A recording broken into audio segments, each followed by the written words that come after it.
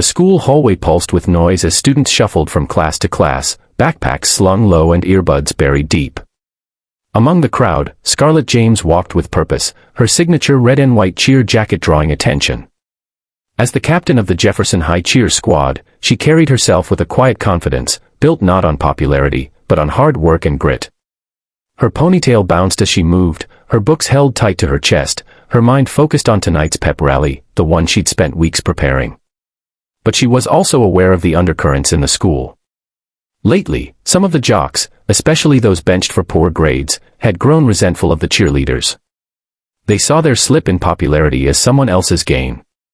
Scarlett, unfortunately, had become their target. It started subtle, snide remarks in the cafeteria, accidental shoulder checks in the hallway, and cruel memes on the class chat. Scarlett ignored it all. She was raised to believe that composure was power. But some people mistook silence for weakness.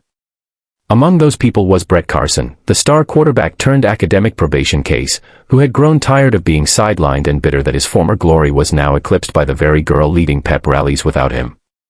With his new gang of followers, bullies who clung to him like hyenas, he watched Scarlett with hungry eyes. And today, he planned to humiliate her publicly. Scarlett stepped out of her final class of the day and was heading toward her locker when she noticed a hush ripple through the crowd ahead. Phones were already up. Something was happening, or about to happen. Her gut twisted. She kept walking, telling herself it was probably nothing. But then, it happened. Brett, flanked by two of his boys, blocked her path. Before she could react, he grabbed the collar of her cheer jacket and yanked, hard. A loud rip echoed through the hall as her jacket was wrenched off her shoulders, nearly knocking her off balance. Gasps filled the corridor. Laughter followed. And then silence. Scarlett stood there, stunned, her white shirt wrinkled beneath her now bare shoulders, heart pounding with disbelief. Her jacket, the one her late mother had sewn patches onto, now lay crumpled at Brett's feet like a trophy. Her first instinct was to walk away. But something inside her snapped. Years of self-control, of brushing off slurs, of being the composed leader, all of it crumbled in that one moment. She looked Brett in the eye, her voice steady as she said, "Pick it up." He smirked. "Or what, pom-pom princess," he taunted, stepping closer. Wrong move. With the speed and precision of someone who had trained in martial arts since childhood, Scarlett planted one foot, pivoted, and delivered a flawless roundhouse kick straight to Brett's side. His smug grin dissolved into shock as he crashed to the floor, gasping for air. The hallway froze. Phones dropped. Mouths gaped. And for the first time in a long time, silence fell over Jefferson High. The bully stood stunned, unsure of what to do. Scarlett bent down, picked up her jacket, and slung it over her shoulder. Then she turned to the crowd, her voice calm but sharp. "Let this be a lesson," she said, her eyes sweeping across the students. "Don't ever mistake kindness for weakness." Murmurs followed her as she walked away, each step heavier than the last. The hallway that once buzzed with cruelty now buzzed with respect, curiosity, and a bit of fear. Scarlett didn't look back. She didn't need to. That kick did more than defend her dignity. It started a conversation about bullying, respect, and strength. But that wasn't the end of it. That night, rumors spread like wildfire. Videos were already online. Parents were calling. Teachers were alarmed. The principal wanted a meeting. And Brett's bruised ego wasn't going to let this go so easily. Deep down, Scarlett knew she had won a battle, but a war was coming. And this time, she wouldn't be fighting just for herself. The day after the hallway incident, Jefferson High was a battlefield of opinions. Some called Scarlett a hero. Others said she had gone too far. The principal's office was buzzing before the first bell even rang. Scarlett sat on a stiff chair outside the office, still wearing the patched-up cheer jacket her mother once gave her. Her jaw was set. Her eyes didn't waver. She wasn't ashamed of what she did. She had defended herself in the face of public humiliation, and deep down, she knew that kick was a message long overdue, not just to Brett, but to every bystander who watched injustice and said nothing.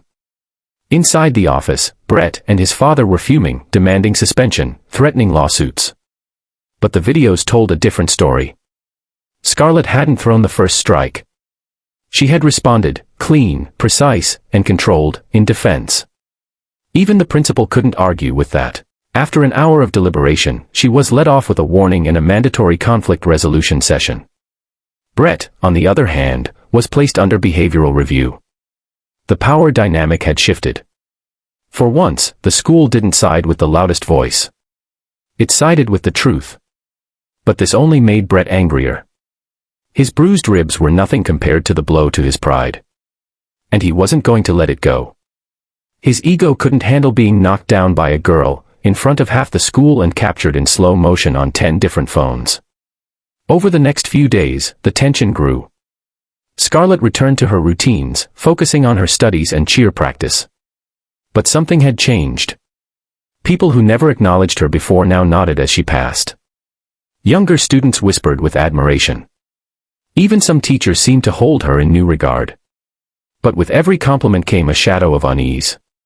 Brett's crew was quiet, too quiet. Scarlett sensed the storm building.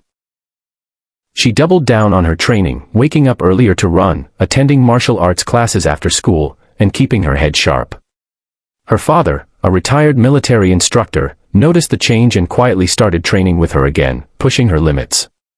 She didn't tell him everything, but he understood. Some wars are personal. Some battles are psychological. And some require you to be ready for anything. Then came the day of the district pep rally. Scarlett was leading the entire event, and the gym was packed. Schools from across the county had gathered. The cheerleaders were in formation, the crowd buzzing, cameras rolling. Everything was going smoothly, until the final cheer.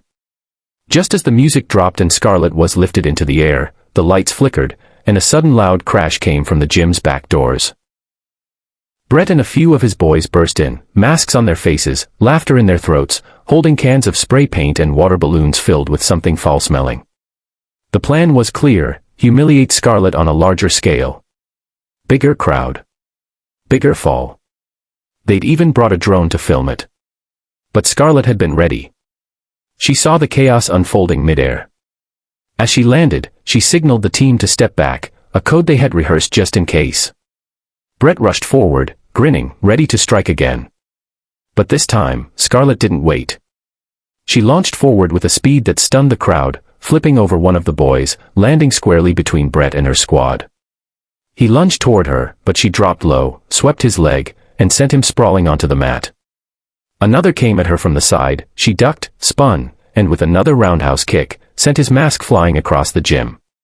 Silence. Again. But this time, it wasn't confusion, it was awe. Security rushed in, teachers followed, and the crowd erupted. The footage went viral within minutes. But more importantly, so did the message. Scarlett hadn't just defended herself, she had protected her team, her school, and every student watching who had ever felt powerless. The district board held a full inquiry. Brett and his boys were expelled. Scarlett was awarded a commendation for bravery and resilience. Her martial arts school offered her a scholarship. Even colleges began reaching out, not just for her academic record or athleticism, but for her leadership. Weeks passed. The school changed. Anti-bullying programs were enforced. Students began stepping up, supporting each other, and standing against harassment. Scarlett wasn't just the cheer captain anymore. She had become a symbol. A movement. And it all began with one torn jacket and a roundhouse kick that silenced the hall. In her final year speech, she stood before the student body, wearing the same cheer jacket. Now framed with a quote embroidered on the back, "Strength isn't loud, it's courageous." She smiled as the crowd cheered, her voice calm and confident. "Sometimes, you have to fight for your peace," she said. "But when you do, make sure it's with purpose, not pride. Make sure it changes something."